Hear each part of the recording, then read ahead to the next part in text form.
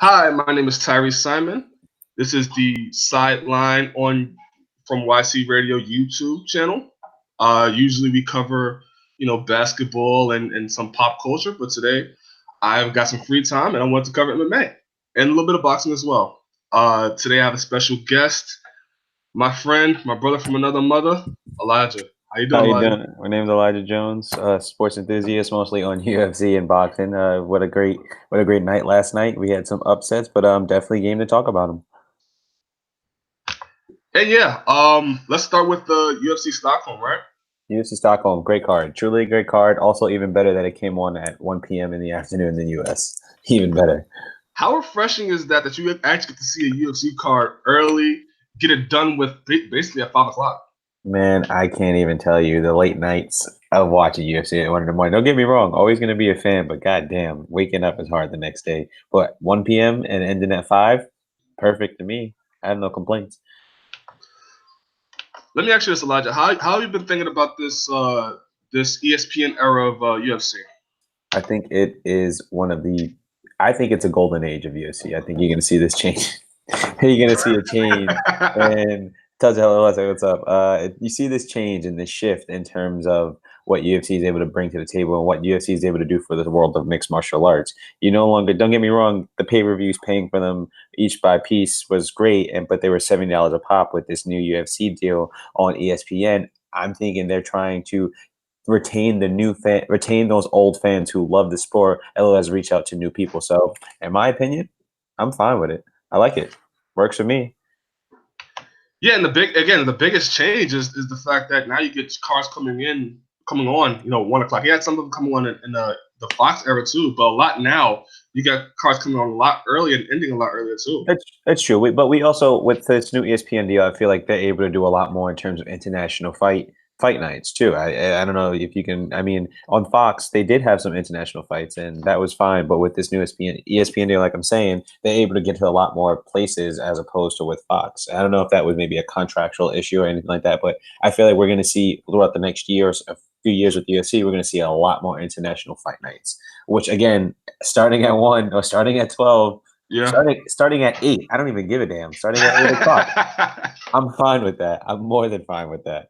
I'm also fine with the late ones, but no complaints. The cards are getting better. That's it. That's all I'm saying. Better cards, but like, and what? We were only in the 6th month of the year. Yeah. The 6th month of the year. Come on, man. Come on. Yeah, it definitely is a breath of fresh air to be able to get these cards early and a lot of good fights to start the year as well. A lot of good fights. Man, I mean, I don't know who's doing the fights anymore, but there are some fantastic matchups. Some matchups a little but for the most part, I don't think I've ever seen a matchup where it's like, ooh, that probably shouldn't have happened. I Mm. think that the every fight card has been. I think every fight card so far has had very great matchups. You have some sleepers. You have some really big sleepers who have been coming through too as well. You have some people who are about to be stars in the next year or two. I'm telling you that by now.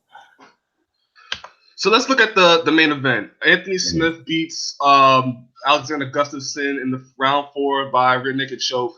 Did you see that fight going that way? I truly did not. I was definitely rooting for Gustafson. Don't get me wrong, Anthony Smith, great fire, Lionheart. I don't think he did get to showcase his skills with John Jones, but he did prove in this fight that he has the skills to remain in the top 5 of the light heavyweight division. With that being said, I've always been a Gustafson fan since that first fight with John Jones. I think that was just one of the best fights. It's actually one of the fights that we first started watching. We were rooting Yeah, for. That was back when yeah, John Jones was signed to Gatorade. I don't know if many people know that, but John Jones yeah. was signed to Gatorade as one of their athletes. But I definitely wanted to see Gustafson showcase that boxing and the footwork, and he did. He did his thing, but I definitely did not see the rear naked choke from Anthony Smith. But his jujitsu is on another level. Excited for him at light heavyweight. What about you? He got a lot of knockouts in light heavyweight division, but people forget that he's a black belt. He is People a black forget belt. that. He is a People black forget belt. that. That he is. So when it got to the ground, I knew almost immediately that I thought Smith was going to handle him there. But I didn't think it was going to play out like that. Well, that It's shoot in, that little takedown he did was kind of awkward.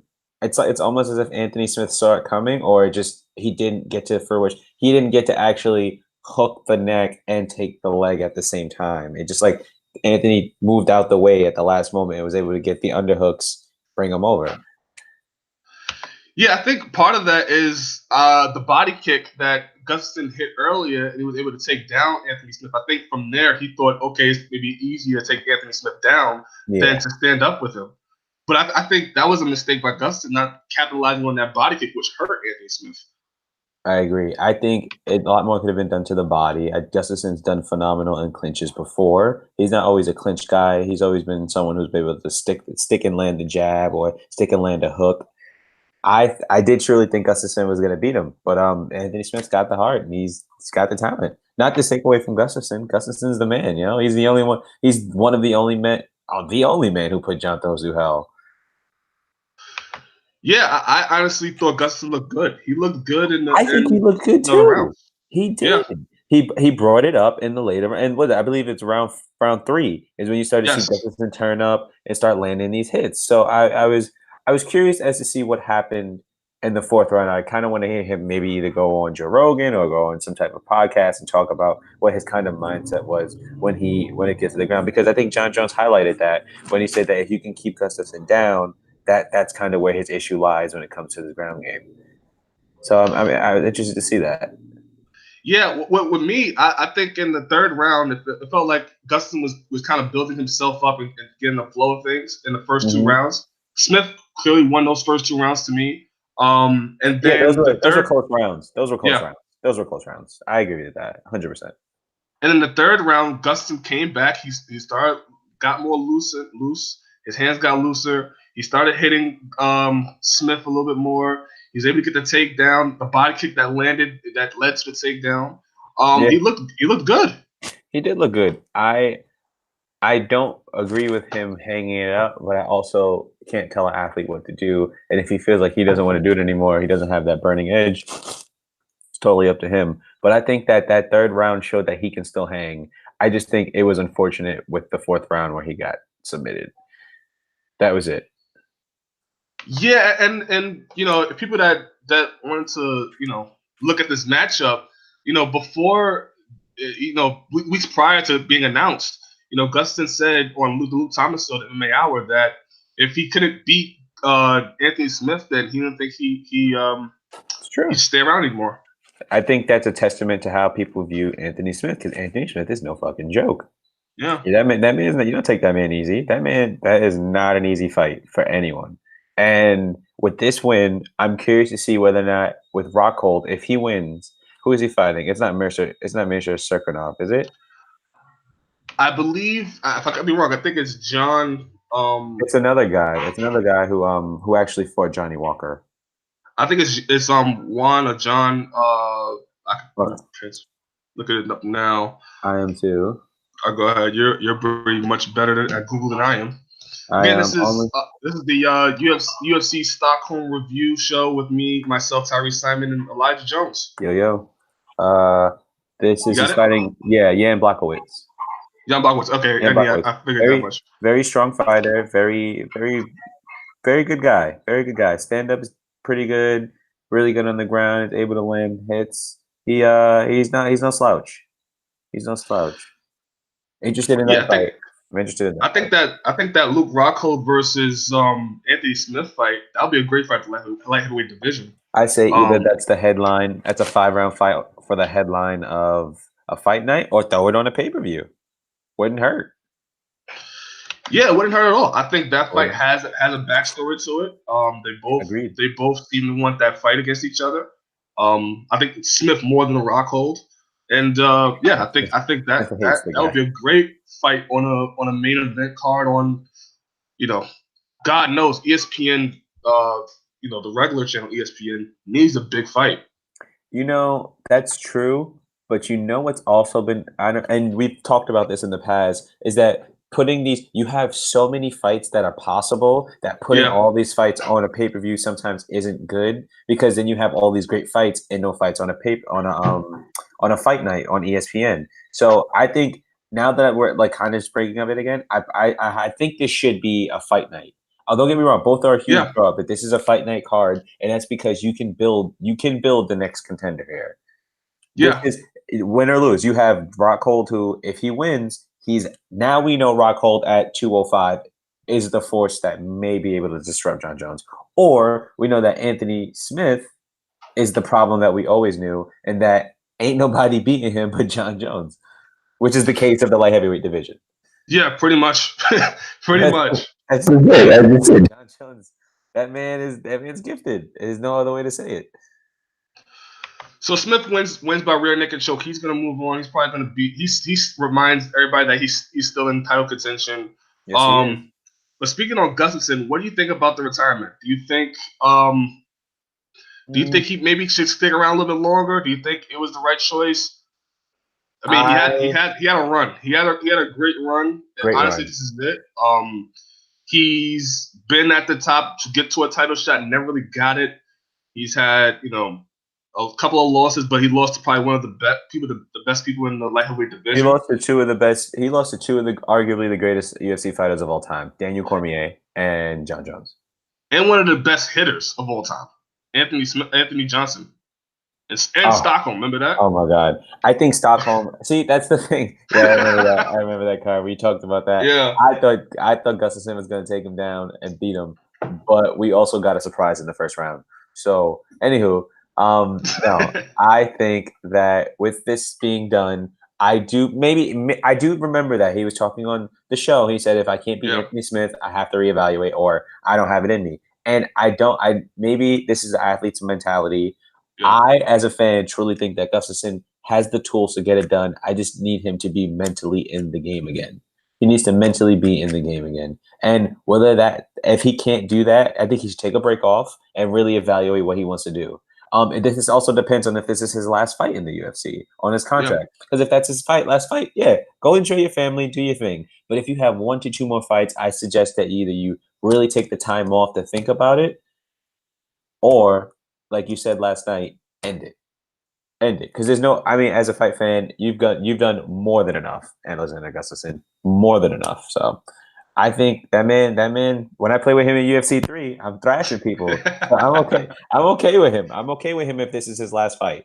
I just know that he has the talent, he has the weapons, he has the tools. I wouldn't be upset if he retired, but I would love to see him fight one more time.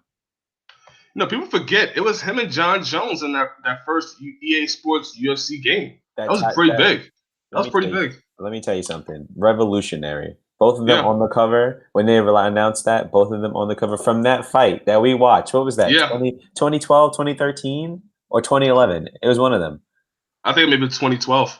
2012. That's when you saw this guy who had arguably gone on a very long kind of layoff, or not layoff, but he hadn't gotten a fight in a while. Then he comes back and fights John Jones, beats him for almost 3 rounds. Yeah. But then Jones comes back. It was. I think that was probably. I mean, as fight fans, you get to live through certain fights. Yeah. And some fights are the greatest to you, but without a doubt, that may have been the fight that solidified me as a UFC fan. If it is calling it quits for Gustafsson with this fight, is that fight what do we most remember for? The Gustafsson versus John Jones fight for the heavyweight title? I say that's probably his most memorable fight. He did dismantle Shogun Rua. He's also one of the few people who did. You have Anthony Smith, you have John Jones, and you have him. Shogun Rua, again, no slouch. But you have that as a very good highlight for him on his reel. You have the John Jones fight, good highlight. You have the Daniel Cormier. These are fights he's not winning. I mean, aside from the Shogun Rua, these are fights that he has not won. But these are fights where he showcased the skills he has, and there's rounds where he's clearly the winner of the round. So, he has the tools to get it done, and he's beaten a lot of people. He's beaten Jimmy Manuwa. He's beaten who else? I'm trying to think of people, but now I'm blanking. He had a very close fight with Daniel Cormier too. He did have a close fight with Daniel Cormier. You forget that. Right. Yeah, I think it's overshadowed because John Jones is back, truth be told. Yeah. But he had a good fight, so I don't know. I don't as a fan, no. But if this is someone who's new to UFC, this is probably what the last thing they think of him is. Well, if it is a career for Gustafsson, he had one hell of a ride, you have to say. Definitely a Hall of Fame talent. He never really quite got to that title fight, but he gave us probably one of the greatest fights Well, of all time he's with been there twice. John versus Gustafsson. He's been there twice. Remember, he's been there twice. Yeah, Some people don't even break top 5. So he's three been there times, twice. 3 times, Oh, really. Yeah, yeah, you in look at theory. it. Daniel Cormier, Jones John Jones twice. twice. Jones twice. That's the thing. A lot of people. That's right. That second fight. See, that second fight with Jones was just. It just was. It didn't go the way we thought it would. Well, that's because Jones is the greatest of all time. Yeah. Yeah, Yeah. that's not even debatable. Yeah. Aside from all the stuff, I think John Jones is without. I truly think if he had stayed around, he would have been at heavyweight by now. But that's besides the point. I know we're talking about Gustafsson. Let's get back to Yeah, that. Gustafsson, yeah, I truly think Gustafsson, if he does retire, I'm okay with that. And if this is how he went out, it was fine. He stuck a good fight. The better man won the night of, but it doesn't mean he's not still one of the best fighters in the light heavyweight division. That's it. He looked great in the fight, by the way. He looked great. and to end onto this note, he didn't look bad at all. He didn't look bad at all. He looked He great, got in my submitted. opinion. Yeah.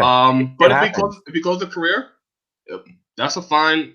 It's not the loss you would want. You obviously want to win, but it wasn't like he got brutally KO'd or he looked horrible in the fight either. He looked good. I will say that. He looked good. I'm proud of Alexander Gustafsson. I will always be a fan.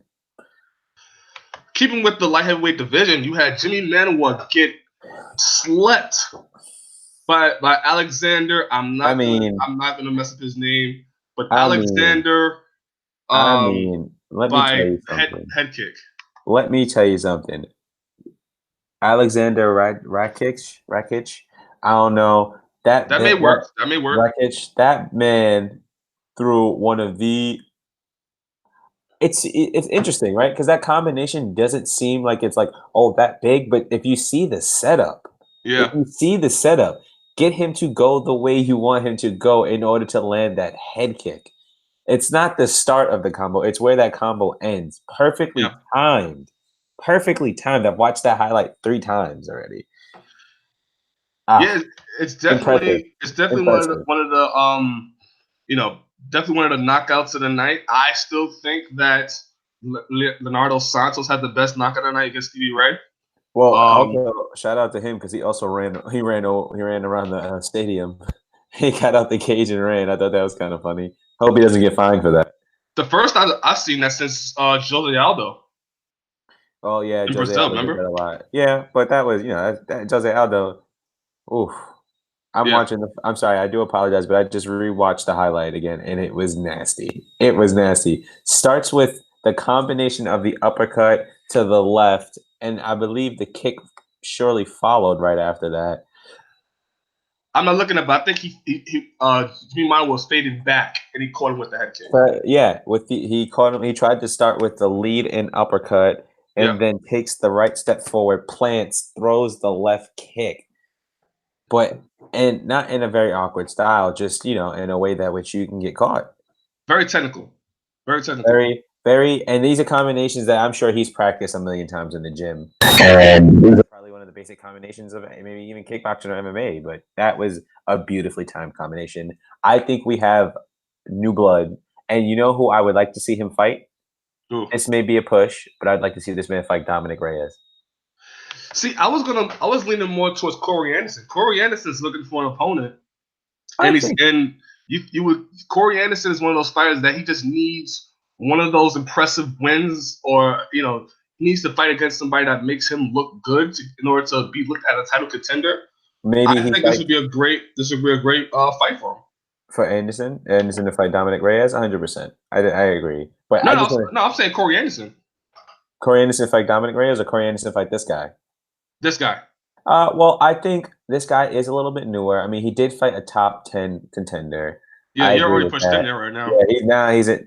But just because he fought a top 10 doesn't mean he gets to the top 10. I think he comes in the top 15. And Corey Anderson is top 7, I believe, if I'm not mistaken, right? Maybe let's go ahead and double check those stats. I believe Corey Anderson is in the top 5. Yeah, I have this thing where if you are fighting outside, if you're in the top 5 and fighting outside of the top 5, it's high risk, low reward. And don't get me wrong, as a fighter, you should probably take fights that you think you want to fight, or fights that you want to fight, or you shouldn't. I guess at this point, maybe like take fights that are not what people would say beneath you, but I think you should invest in your stock and fight someone who would push you towards a title shot. And that's what all fighters want to do. So it's not that I don't think this guy is unworthy of it, but I just think that if I was Corey Anderson, I'd want to fight someone who is a legitimate striker in the top 7 and then solidify my spot within the top 5 and then go on for that belt. Because Corey Anderson, again, has the tools to get it done. Yeah, I just think he needs that impressive win to make people look at him and stand out a little bit more. You have Dominic Reyes creeping up in there. You got Johnny Walker knocking people dead. You got Santos, who's about to fight John Jones soon. And now you got Alexander. Corey Anderson needs that big win, push, that big impressive win in order to be looked at a title contender. So hold on. Because nobody's saying Corey Anderson's name. Yeah, which is kind of interesting because that man's right there. That man's creeping up on people. That man's got it. He's been on a win streak, if I'm not mistaken. Yes, he's been on a little bit of a win streak. Yeah. Do you think that's contributing to the fact that he doesn't talk a lot of smack, or? I think it's more or less that you have everybody around him, and he's making good wins. He has good wins against good people. I think it's just the fact that the people around him are doing so much more, and are actually knocking. Like Johnny Walker has been sleeping people. Santos has been sleeping people. You have Alexander now slept Jimmy Manuel. Dominic Reyes. He didn't look good against Volkanovski, but he's still a young talent. Not to cut you off, but it looks like this Alexander guy entered at the top. He's entered at number 6 now.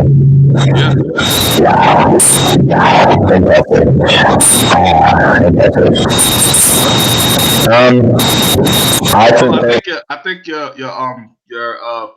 cord or whatever is messing with the computer. Can you hear me now? Yeah, I can hear you now. Yeah. Oh, sorry, I was touching it myself. Corey Anderson looks like he's at number 3 on the MMA World Rankings website.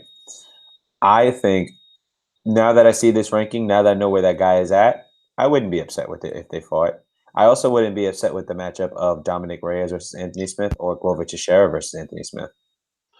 And then with Luke Rocco gets in there, it makes it even more interesting.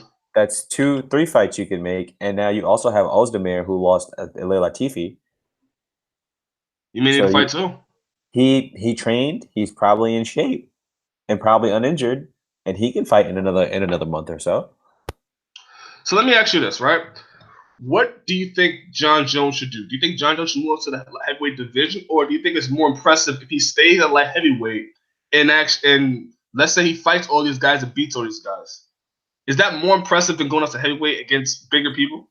Well, to beat anyone in UFC is impressive, regardless, in the fashion that John Jones does. Let's just start with that. John Jones will stop you. John Jones will stop you, and it's not that he may finish you. It's that John Jones will shut you down. And that's the issue. So it's impressive if he shuts down anybody, right? But when it comes to fights at heavyweight, do you want to see John Jones versus anybody really at heavyweight? Or do you want to just see John Jones versus Stipe or Daniel Cormier? That's the question you have to ask yourself. John Jones versus anyone at heavyweight would be interesting, but John Jones versus the best is either Daniel Cormier or Stipe Miocic. And I think John Jones should fight whoever is the winner of the next fight. That's in my opinion. Or if they want to do a rubber match to settle it, that's fine between them two. But in the meantime, Jones should stick in the division and clear out because you do have some very good contenders. We named out Corey Anderson. We have Anthony Smith. We have Johnny Walker, who will inevitably in the next 2 years fight for a title. I can promise you that. Maybe sooner than that, honestly. You think so? It depends on how healthy. Yeah, you're right. It depends on how healthy and soon he's able to book these fights. That's understandable. You have those 3 guys, right? Then you have Larkhold coming in. Then you have who else? You have the light heavyweight isn't revitalized, but you have these new age of guys who actually are well rounded, and so some of them present areas of struggle for John Jones, but you just don't know whether or not they can beat John Jones, and that's why I think he has business to do in light heavyweight before he moves up. He has business. Yeah, I would love to see John Jones versus Ngannou, John Jones versus Dos Santos, John Jones. If Cain Velasquez was the same Cain Velasquez, that would have been a major fight. Well, listen. But I think you're right.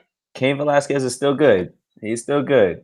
Maybe we don't know if he's too different. He's only had 1 fight so far.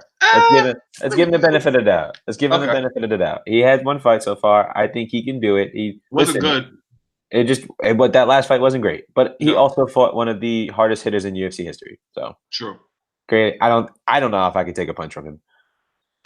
Yeah, I just think I think you're right. I think the light heavyweight division has so much new blood, and honestly, when you look at the landscape how it is now, Mhm. and what it's going to be, I think maybe look at it maybe a year or so from now. I mean, who knows? We can get Chris Weidman at light heavyweight. Honestly, I mean, how much business did he have at middleweight? He's not nowhere near a title contender now. I think He with may go to light heavyweight. He may. Wouldn't hurt him. I think it's interesting if we do get to see him at light heavyweight. I don't think he is quite done with middleweight though, because Weidman seems to make the weight pretty decently, or at least Yeah, he doesn't seem to struggle. But another big thing about it is that he's had these string of injuries which have really prevented him from getting any type of run going. Now, the last fight was when we went to Madison Square Garden and saw him versus Jacare. Great yes, fight. He was winning the fight until that third round when he was it third round he got knocked out in. third It round. made it to the third round. We saw him win the first round just from the footwork, landing a jab, and just it was a close round, but we gave it to Weidman. Second round, you saw Jacare coming in and believing himself a little bit more confident. Then you see the third round, Jacare kind of took over. They got into a little bit of a brawl, clips him like kind of on the temple here on the head. Weidman Yeah, goes down, right? Totally fine. Warriors showcase their heart, really good fighters. But you haven't seen him since then, and that was December. yeah, that's true. You That's have true. these injuries will keep a fighter out. It will keep you from, and it's not like he's doing this on purpose. It's just that he just gets these crazy injuries. He was out for almost a year for that thumb injury. Remember that? Yeah, Come on. I think Weidman isn't done at middleweight, but I'm interested in light heavyweight Weidman. That might be, but like, will we get to see that anytime soon? I don't know. That's the issue. the possibilities are there. There's a lot more possibilities between the light heavyweight division getting more new contenders coming in than the heavyweight division. Yeah, Um, and Your Romero talked about going to light heavyweight. How would that look? There's a lot of interesting matchups at that light man, heavyweight that man that just won. I don't want to see John Jones go to heavyweight anymore. I That think yeah, light that's what heavyweight is going to be the new division And to look that's for. what I think that's what we're starting to see is that you see the resurgence of these of new divisions in the UFC who were kind of stagnant for a while. Yeah, The lightweight division stagnant because you had the ultimate showdown between Conor and Khabib. right, We needed that, but it didn't happen for a while because we didn't know right. when they were going to sign. And then they signed. I think it was in September, correct? Fought in September of last year, but Yes, it took forever for that to happen.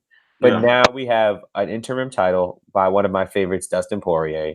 Then we have Khabib coming back probably in September, October to fight him or face him for that in Abu Dhabi. Then yeah, you have Cowboy Cerrone, arguably one of the greatest strikers in the lightweight division of all time, versus Tony Ferguson. And then you have a litany of guys in lightweight, sorry, and then you have a litany of guys in light heavyweight. You have these guys who are like, "Fuck it, I'm not cutting down the middleweight anymore. Let me put this natural weight on and showcase my skills." And yeah, these guys are, and arguably these guys are lasting a lot longer when it comes to the later rounds as well. If you yeah. see the difference in the weight cut, so the light heavyweight resurgence, middleweight always been kind of stagnant, but now we have the new division we have Israel there, we have Kevin who's still the title contender, and then the Yep. heavyweight division we have more heavyweight, we have more movement in the heavyweight division than we had in a while. Very true. Because everyone said, "Oh, Kane's the best. Kane's the best. Kane's coming back. Kane's coming back." We missed Kane for about 3 years almost. Yeah. 3 years. And now we have Ngannou. We have Dos Santos back on the streak. We have, was it Justin Willis that was cut? Or who's the other guy? Justin Willis got cut. Yeah. Justin Willis got cut. There's another guy that was on the card recently. Black dude, big guy, heavyweight. Two Curtis hands. Blades. We have Curtis Blades. Let me see this. It was oh man. You have Curtis Big, Blades. You still got Overeem there. You still got Dos Santos still doing his thing. you have a litany of guys in heavyweight division that we didn't have for years. For years. Because we had the same top five guys fighting each other all the time. Yeah. We had Stipe go through the list. We had Alistair Overeem. Alistair Overeem's coming back on there. So listen, we have a good amount of guys. We have a good amount of guys there. Walt Harris, that's my sleeper. Yep. Walt Harris, that man throws as if he's a 205er. That man throws as if he's a 205er. Yeah. I mean, everything is looking good for the UFC in terms of each division. Each division has been stagnant for a long time. Lightweight division you talked about. The light heavyweight division was stagnant too. The middleweight division was stagnant. Now it's all growing, and now you're seeing a lot of fighters not good at one thing, but being good at a lot of different things at the same time, and We've doing it really well. Agreed. We've talked about this before. We talked that before UFC, I guess back in their heyday or back in the older days where you had these interesting UFC cards that used to be called UFC Storm or something, these Yeah, interesting names. You had these guys who were not necessarily, I want to say they were so good at one thing and good at the other things, but like they were known for one thing almost sometimes. And that kind of like it was like, ooh, like this guy was great at jujitsu, so don't go on the ground with him, but he would take you to the ground and submit him. We had yeah. so-called specialists, I guess. But now it's just not good enough to be a specialist. You have to be well-rounded, and that's what UFC has right now. They have these guys who are good in all areas. And then within the top 5, you have these people who are specialists, but like but they're just good at everything. You have the things that they are commonly used to do because that's their bread and butter. But like, if you take it to the ground, they'll submit you. You can take you to wrestling, they'll outgrind you. You have the striking, they'll somehow figure out a way to slip, pop, pop. So it's just not the same. And you see this. I like to call it the new age fighters. The new age fighters is just not enough to specialize in one thing. It's just not. Couldn't agree more. I think the light heavyweight division is looking more interesting now, especially with Alexander, catching a body yesterday on Jimmy Manuwa. Thank God Jimmy Manuwa was okay. Jimmy But that Manuwa, division is looking good. don't let this take away from Jimmy Manuwa because that man can strike. That man, If you can. his striking is just because you get knocked out means nothing. It happens in the world of fight sports. That can happen. Yep. Anything can happen in a fight. But Jimmy Manuwa, let me tell you something. That man can knock you out. That man is gifted. Final thoughts on UFC Stockholm? Any other fights that caught your interest, or any final thoughts on UFC Stockholm? Leonardo Santos, pretty good knockout for that. It's a very good way to build I guess the rapport or to build your brand. Very good knockout, solid knockout. I agree. I thought the fights were really good. I don't ever like to refer to fights as boring. I like to refer to fights as technical or like sometimes you just don't have a great night. But I think all the fights were interesting, and I think that everyone who fought their heart out. So I'm content with it. Yeah, it was a solid card. It kept my interest. Again, 1:00 does not hurt anything at all. It Never made it does. even better. Never does. UFC, if you're listening, 1:00 is okay with everybody. And it led us right into, let's talk about a little bit, the Anthony Joshua versus Andy Ruiz Jr. card. Man. Wow. Yeah. Shouts out to my man Ruiz. You did it. You did it. You were given a chance and you rose to the occasion, and do not let anyone take that from you. You cannot. You did it. And it's not about, I know the fight was short on short notice, but it's on short notice for both guys, not just this one guy. And that's what you kind of have to understand. It is short notice, so it does have to change the game plan for Anthony Joshua. But at the same time, anything can happen in a fight, and both fighters agreed. So with that being said, congrats to Ruiz Jr. I think he did a good job. He stuck to a game plan that he had, and I'm impressed. I'm impressed. You? How crazy is it that this guy, people made jokes about him going towards the fight. That this guy was some guy that picked up off the street. He could have been some guy that you see at a grocery store or whatever, back in your groceries, and there was so many memes of him, being the guy from the Toy Story movie I sent you. Yeah. But this guy comes in, accepts the challenge when nobody else would. Luis Ortiz was offered the fight. He didn't take it. Well, isn't Luis Dillian Ortiz, White took the take.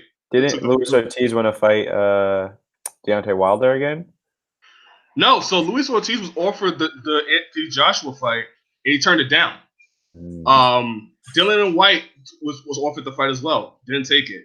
And Andy Ruiz, Baby Miller tested positive for almost everything that you could take.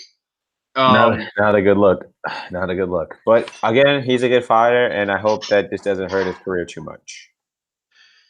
I mean, but still, if you're gonna take, you took everything known to man. He got caught with some shit. I'm not gonna lie to you. He got caught with some shit.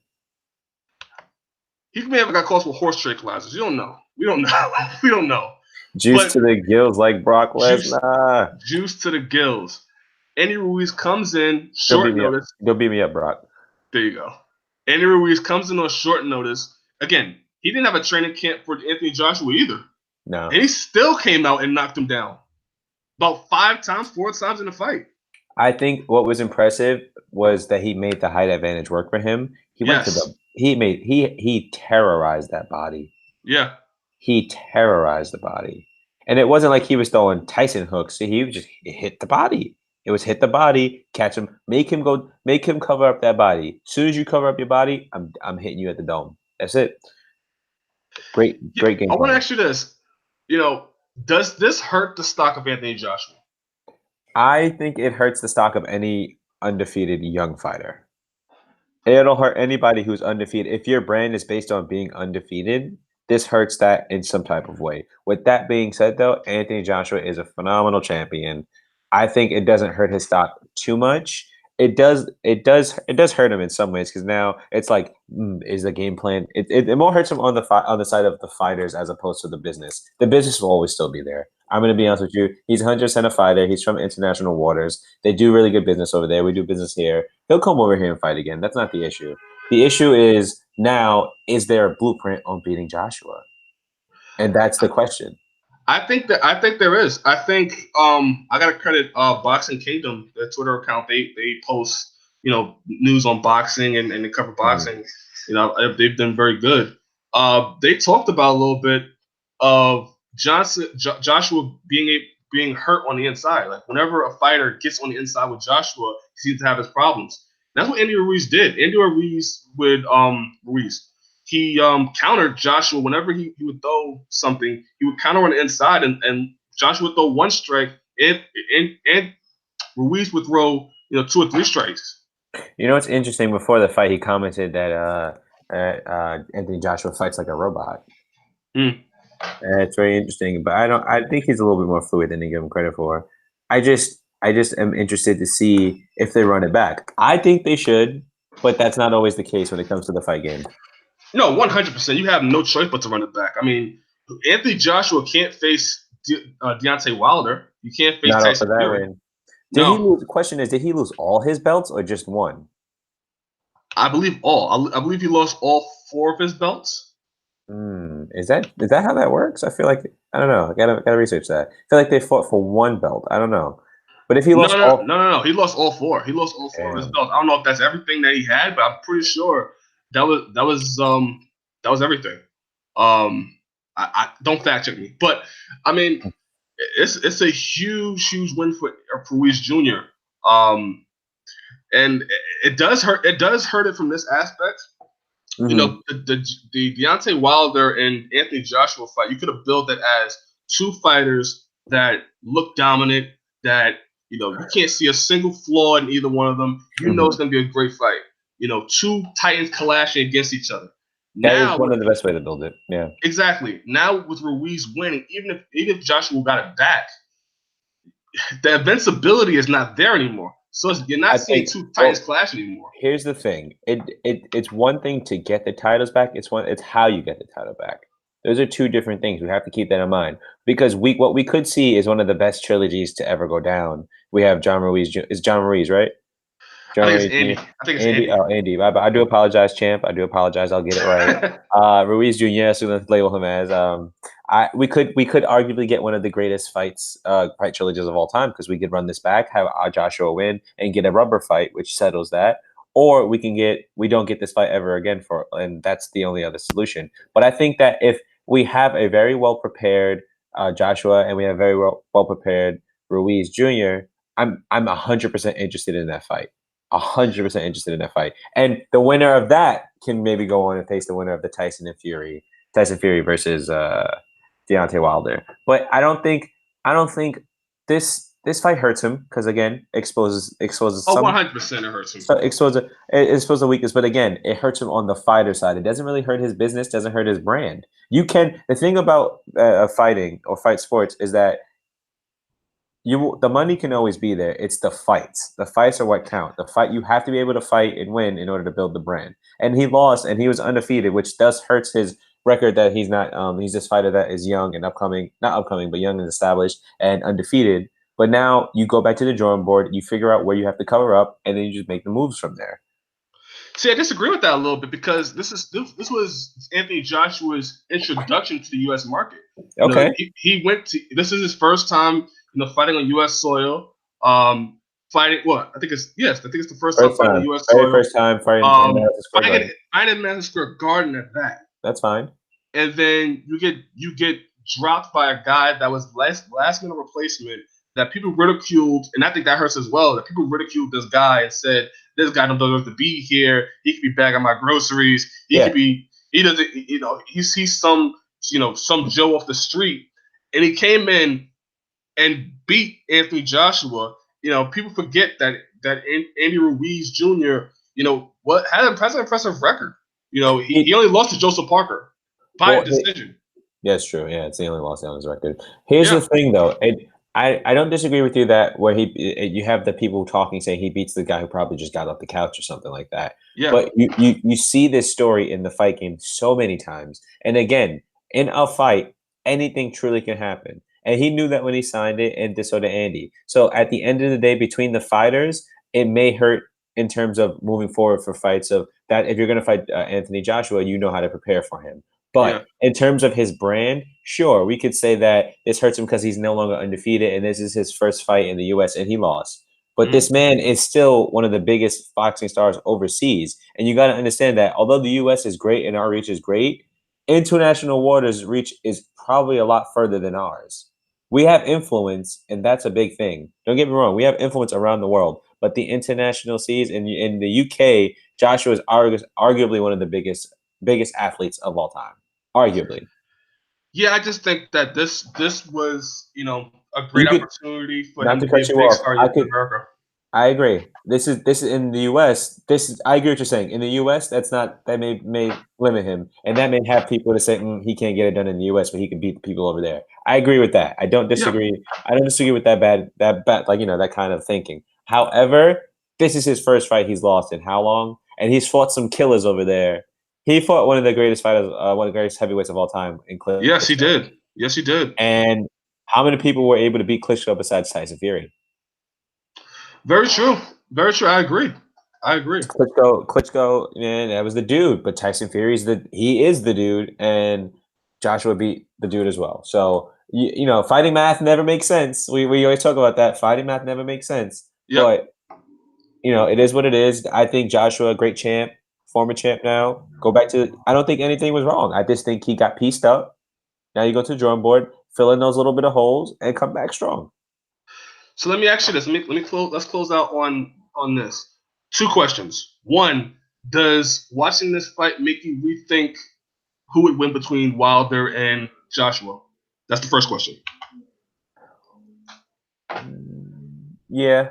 Yeah, I think it does for me too. Yeah, it does. Although arguably, I think that Wilder definitely hit Deontay Wilder hits arguably a lot harder. Not a lot harder, but he comes with some force. Oh no, yeah, a lot harder. A lot harder. I don't want to say that because we don't know. We can't. I don't want to gauge it by taking the punch myself.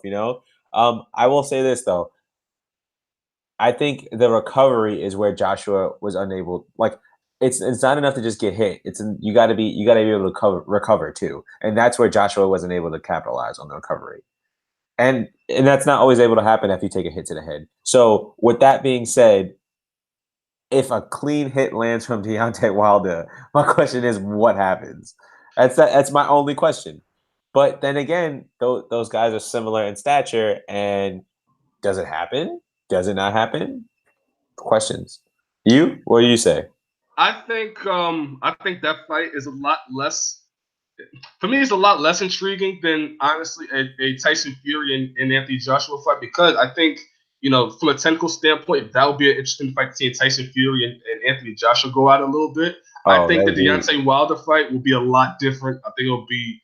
I don't like Anthony Joshua's chances in that fight. He's still really good. He still can get it done. But you may just think side with his Wilder chances dropped a lot after this fight. because of the wild. The wild. I told my brother this. Not Anthony Johnson. Deontay Wilder has that angry strength. I don't know where it come from. Yeah. I don't know what that man. He don't even seem angry. He seemed like he live a good life. He got kids. He got a good home. He got a good wife. I've seen his specials on Showtime here. And I don't see where it comes from. I truly do not. But this man can hit you with the power of a Mack truck. Yeah.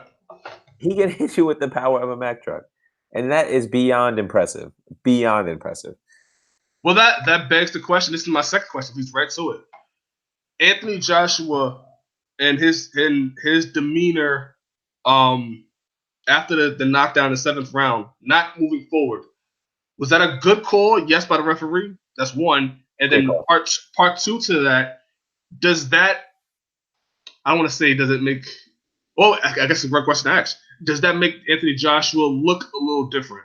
Him Um, not responding, to the referee in the manner that when Tyson Fury got dropped by Deontay Wilder, he didn't even hesitate. He got up on his feet and went straight to the referee. Anthony Joshua, you could say however you want. He basically quit in the corner. Well, I will say those are two different fighters, and they fight for different things. It did test his heart. It did test his Yeah, heart. I will yeah, say that. And that's what you see with a lot of these fighters. That they have some of them get broken down, and then it's the heart that carries them. John Jones carried him. Tyson Fury I honestly want to say he got knocked into the day prior. I want yeah, to say for a fact he got knocked the day prior. But the man woke up like the Undertaker fighting Triple H and beat him in yes, WrestleMania. So yeah. I want to say the heart did carry Tyson Fury. But you know what's interesting is that when has Anthony Joshua ever really, not to say faced at that kind of adversity, but when has he ever been in a situation like that? So I agree with you. I do wonder whether or not he could like face, I guess, that type of adversity. But I think this is the one instance where we show that he was truly hurt. That man got hurt, and that Well, was the thing. He got hurt bad, and he was not able to recover. He just could not get it back. And that's the thing with Anthony Joshua that we saw. So I don't know if that answers the question, but no, it does. My thing is, listen to what you say. Now I'm thinking about going back and watch some of the old Anthony Joshua fights right, against Povetkin, against you you have Klitschko. He faced similar situations. He got hurt, and it seems like his cardio takes a big hit when he gets hurt, and then it's from there it's just survival mode.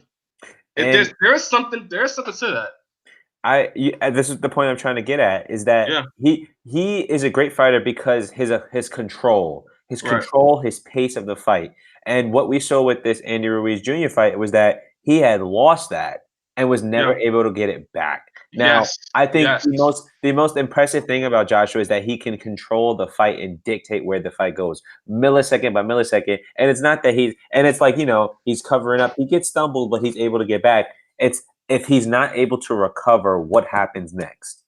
And That that's one of the main missing factors we have to see. This is one of the fights that we saw. Now, if we see it in the next fight, then we know that there's a problem. But if we see him able to overcome that in the next fight, then we know that this man does have what we maybe think he's missing.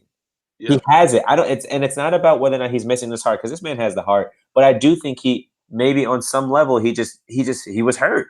Yeah. He took some big shots. He Yes, he took some did. shots. I mean, listen, I couldn't take him. No, I think neither of us could take him.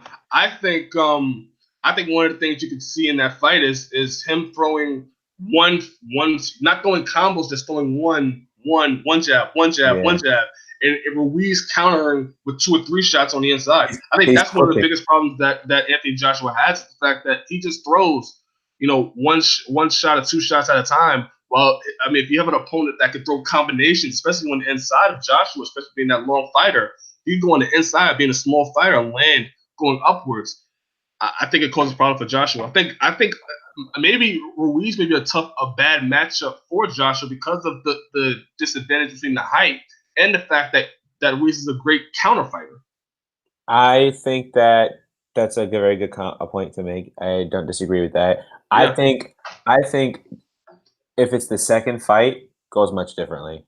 Goes much differently. it's possible. I Yeah, think we get a long drawn out fight, or I yeah, think Joshua beats him in the rematch. I think Joshua beats him in the rematch, if I'm being honest. yeah. I definitely think that rematch has to happen. I They've think already said it's going to happen in in England, so That's a given. I say make it happen again in the UK, but sorry, in the US. But Joshua fight. He signs a contract and fights.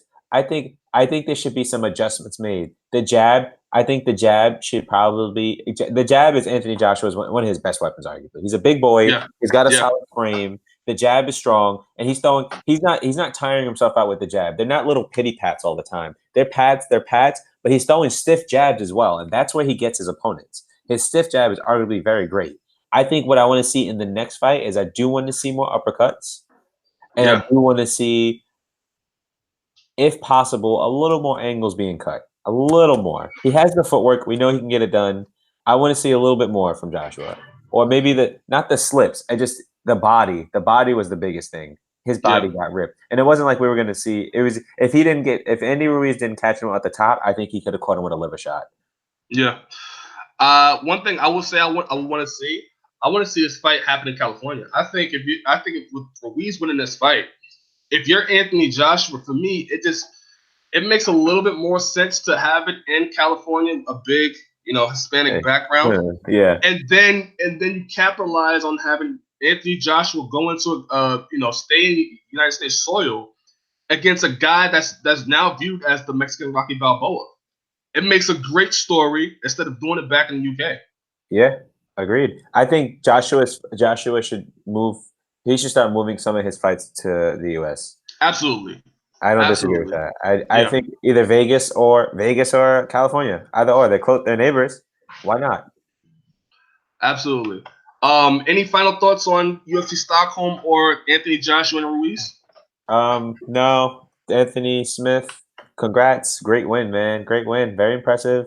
Gustafsson, you will always be one of the greatest. And Andy Ruiz Jr., man, you did it. You got listen, man. Listen, they can't take shit from you. Let me tell you something. You are given opportunities in this world, and that man rose to it.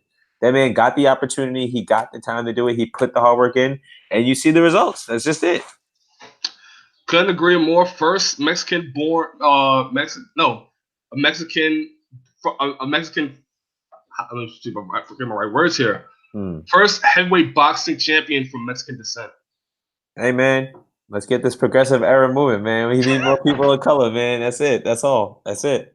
I can't complain. This is first good show.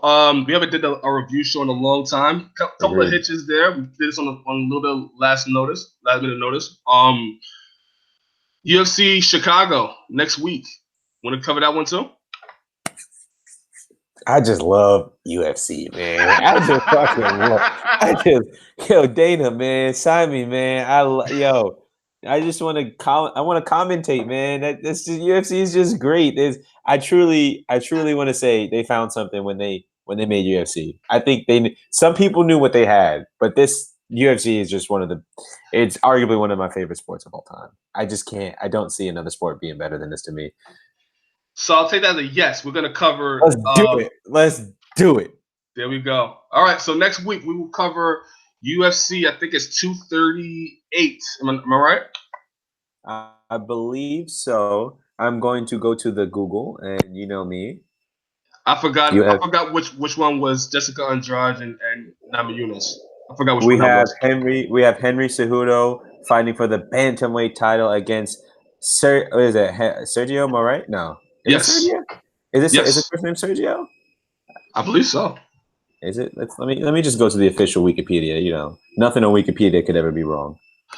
Let me just say this off the bat: we are horrible at names, so we're trying to stop. This is our first show in a long time doing a review show. We're actually saying the names. Sergio is welterweight. Marlon. Magic Marlon. That's how we will remember that. We have the matchup of bantamweight for Henry Cejudo, who is our flyweight champion, and Marlon Moraes, who is fighting for the bantamweight. Then we also have a double headliner with the women's flyweight Valentina Shevchenko, Bullet versus Jessica Evil Eye. Great fight.